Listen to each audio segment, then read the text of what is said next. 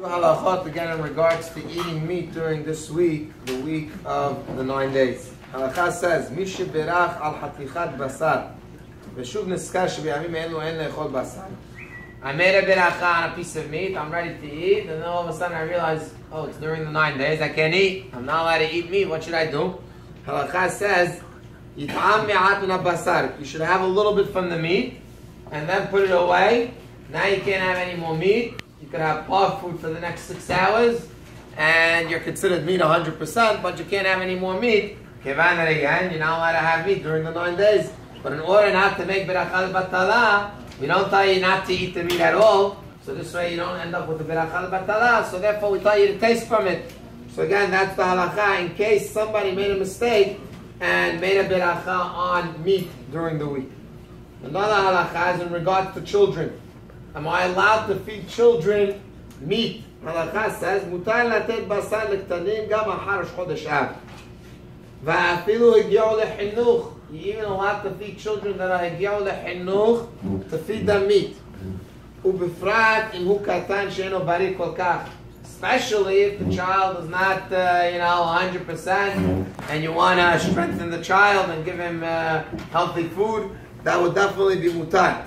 Again, this is all mutar. If one does not want to feed his children meat and he has other food that he wants to feed them, of course, tavo ala biracha, it's great, especially for children that are learning in camp or in the shul, that you're not allowed to eat meat, and then they come back to the father and say, "What are you feeding us meat? We're not allowed," So you can end up with a lot of problems. Again, you want to know halacha, midin halacha, it's mutar.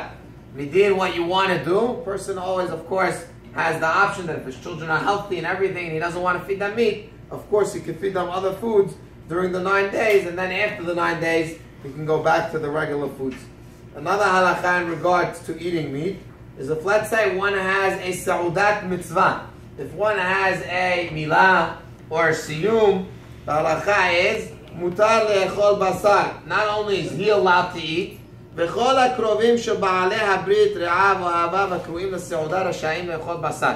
Everybody is allowed to eat meat. Whoever was invited to come and will be part of the invitations on a regular. However, אבל סתם בני אדם שהולכים שם אך ורק למטרה זו של אכילת בשר.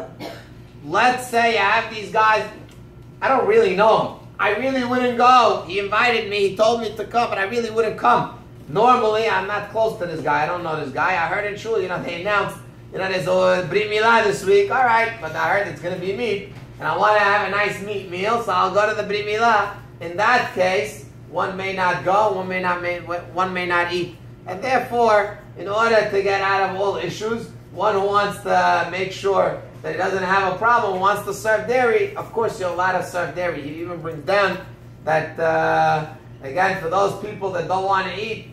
But again, one who goes to a brit milah and the brit milah is serving meat, you're allowed to eat. If you were one of the people that were told about the brit milah and you were invited and you would normally know the guy, you would usually go, the halakha is you're allowed to eat by the brit milah, and it's not an issue. Again, it's only an issue for people that are either passing by or people that would not usually go, they're not his friends, those people would have a problem eating at such a brit.